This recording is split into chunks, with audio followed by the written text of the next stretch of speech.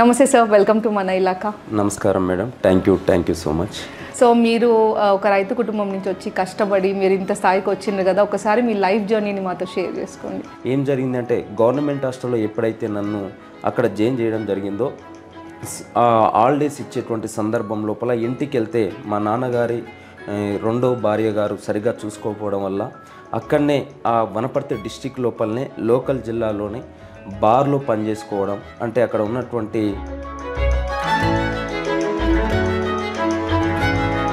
So అది actually మీరు ఇప్పుడు బీట్ ఆఫీసర్గా చేస్తున్నారు కదా, మరి ఇప్పుడు మీరు తెలంగాణ క్లాసెస్ తీసుకుంటున్నారు చాలా మందికి ఇన్స్టిట్యూట్లలో పిల్లలకు చెప్తున్నారు కదా, ఎందుకు? మొట్టమొదటిసారిగా నేను 2018 సంవత్సరంలో తెలంగాణ యూనివర్సిటీలో ఆర్థమెటిక్ రీజనింగ్కు బోధించేవాడిని. కానీ ఒకరోజు అనుకోకుండా నిజామాబాద్ నుంచి హైదరాబాద్కి ట్రైన్లో వస్తున్నటువంటి సందర్భం లోపల ఒకానొక వ్యక్తి కలుసుకొని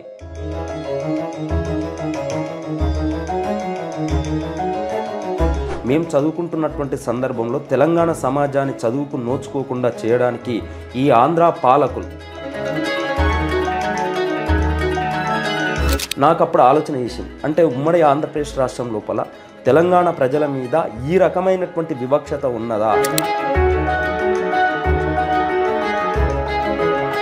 మహిళలు ఎంతో పోరాటం చేసినారు మన తెలంగాణ కోసం, వాళ్ళ గురించి ఒకసారి చెప్పండి సార్, నాకు తెలుసుకోవాలని ఉంది. అసలు ఎవరెవరు ఉన్నారు, ఎన్ని త్యాగాలు చేసినారు వాళ్ళందరూ? కానీ తమ దగ్గర ఉన్నటువంటి కారం పొడి కావచ్చు, ఆ బడిసెలు కావచ్చు, అక్కడ ఉన్నటువంటి రోకల్ బండలు కావచ్చు, వాటినే ఆయుధాలుగా మలుచుకొని తమ అస్తిత్వాన్ని కాపాడుకోవడం కోసం, తమ జీవితాన్ని కొనసాగించుకోవడం కోసం అని చెప్పి వాళ్ళు ఆయుధాలనుగా వాడుకొని ఉద్యమంలో పాల్గొన్నారు. చాకల ఐలమ్మ అయితేనేమి, మల్లు స్వరాజం గారు అయితేనేమి,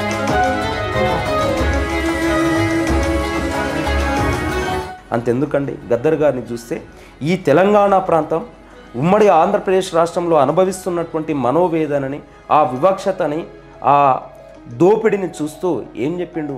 అమ్మా తెలంగాణమా ఆకలి కేకల గానమా. తల్లిపాలను తాగాల్సినటువంటి ఆ ఆడ శిశువు, ఆ ముర్రుపాలు తాగాల్సినటువంటి ఆడ శిశువు మురికి నీళ్ళను తాగేటువంటి పరిస్థితి.